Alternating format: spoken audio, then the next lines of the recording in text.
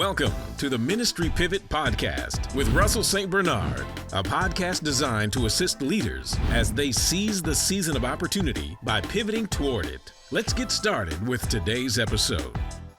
Hey, family, Reverend Russ, back again with another episode of Ministry Pivot. Super excited that you decided to join us, to watch, to listen, wherever you are, whether today or tonight. You see, I'm somewhere different. Thank God for a church in the studio because I had to pivot. I thought about it, couldn't make time, running around. Work has been working, as I'm sure with many of you, it happens the same way. And I said, well, I can just pivot and do it here at the office and knock these out really quickly. So I'm doing this quick pivot here from the office. Let me first say, though, super excited about all of you who have watched, who have newly subscribed, welcome, who have sent comments and notes about our last series on pastoral succession. Super excited about that. That series went really, really well.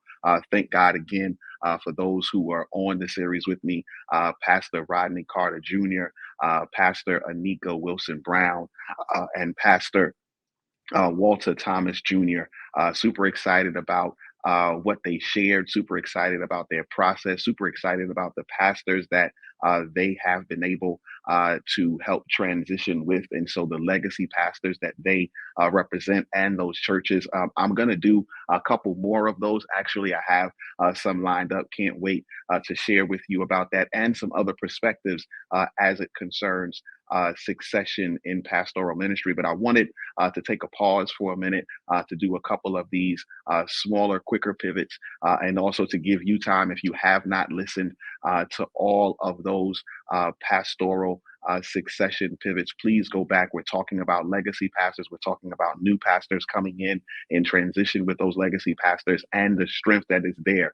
If you didn't get anything, or if you did got so much from the series, you're not sure where to start, I would say you definitely have to start with a coach. I would say you definitely have to start with a consultant and with a team that's going to help you to transition, that's going to help you to have a successful succession plan and a successful succession team that's going to help you. And we heard from Pastor Rodney how he and Bishop Owens, and shout out co-pastor Susie Owens, but how they used and how they enlisted the help of Bishop Courtney McBath. And so please make sure that you reach out to him or to somebody else to help you through it. But again, I have some more coming and super excited about those. But today I wanted really quickly to talk about this short pivot that I had that I was thinking about the other day as I was watching the show with my daughter online. And there was one of those wilderness scenes. You know, I'm from Brooklyn, so I don't know much about the wilderness. Just joking.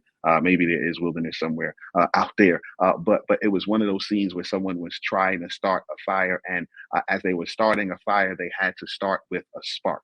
And it made me think that once that spark happened, the fire did not just ignite the element that was sparked, but the fire ignited, the spark ignited everything around it. It ignited everything around it. It had an impact on what was around it. There was a book a couple years ago by the name of Contagious that kind of talked about this as well. But I wanted to share a few minutes just talking about and asking you the question: when was the last time in leadership? When was the last time in life? When was the last time you had a spark? I'm stopping on purpose. When was the last time that you got sparked? When was the last time that you got excited? When was the last time that you saw something in a different way and it sparked you, it ignited you, not just to impact you, but again, the spark sparks and impacts everything around it. When was the last time that you did that? So I had a couple thoughts with that. The first thought that I had is that in order for you to have a spark, you have to be in a space where you are flammable. What does that mean? Not just the fact that you are flammable, but the fact that you are ready to be more, the fact that you are ready to be impacted, the fact that you are ready not just to be impacted, but the fact that you are ready to impact. Can I ask you that question even on today or tonight, whether you're watching, whether you're listening?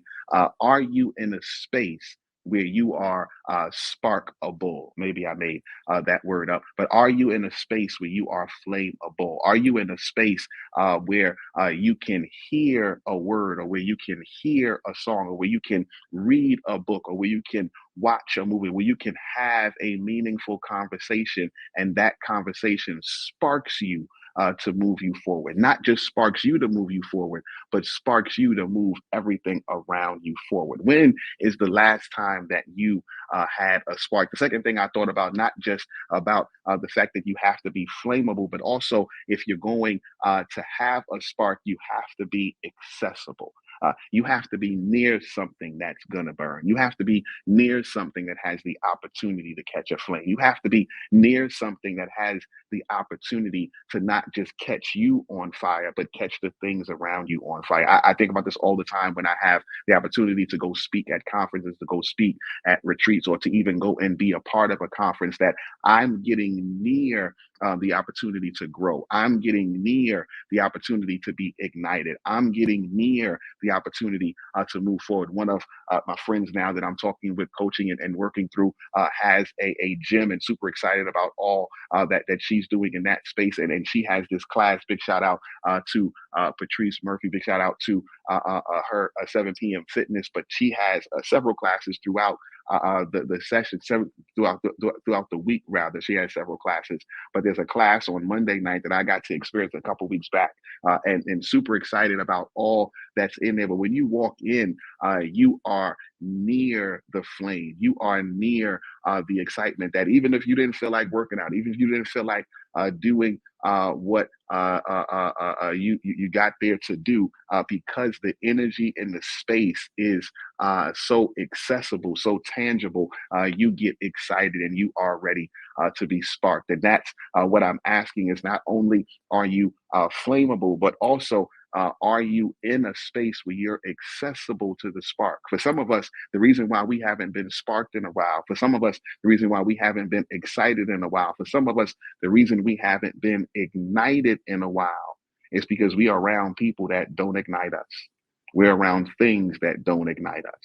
We are not accessible to the ignitable things. We're not accessible to the things that will allow us to be able to be sparked in that way. And so, not just are you flammable, not just are you accessible, but the other thing is, are you expecting a spark?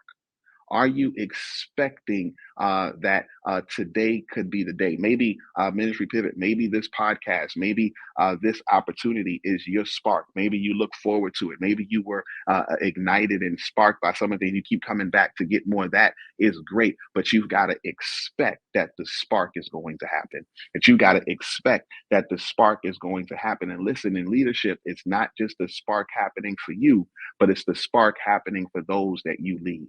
It's the spark happening for those that you are around. It's the spark happening for those that you have been allowed to impact in your circle, in your circle or sphere, in the space that you have been given. So I'm hoping that you get sparked today. I'm hoping that you get ignited today. I'm hoping that you are able to lean into your strength that's coming next today, that you are able to lean into what you do super well and sparks you to move you forward. Get this, because when you're sparked, the environment changes. Because when you're sparked, you shift. Because when you're sparked, things cannot stay the same.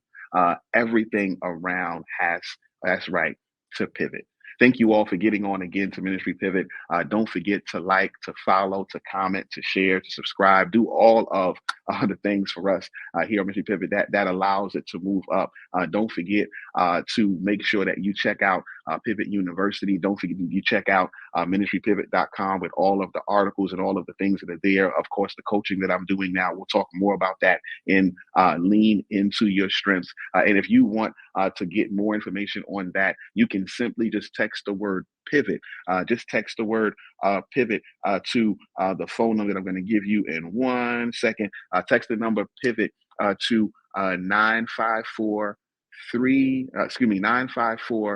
539 0841. Again, 954 539 0841. If you're watching the video, that number is up there on the screen even now, but it'll be inside the show notes as well. But if you want to get connected in that way, please do so. Again, thank you for getting on the Ministry Pivot, and I'm looking forward to seeing what God does through you, because this is your season of opportunity. All you got to do is pivot toward it. God bless. That's it for today's episode of the Ministry Pivot. We hope you enjoyed listening and gaining some valuable insight. Don't forget to subscribe to our podcast on your favorite platform so you never miss out on our future episodes. And if today's show has resonated with you, please leave us a review to help others discover our podcast. For more resources and updates, visit our website at ministrypivot.com. And be sure to join our email list as well as follow us on Instagram at Ministry Pivot. Thanks for joining us today, and we're excited to have you back next time for another insightful episode of Ministry Pivot. Stay connected, keep pivoting. We'll see you soon.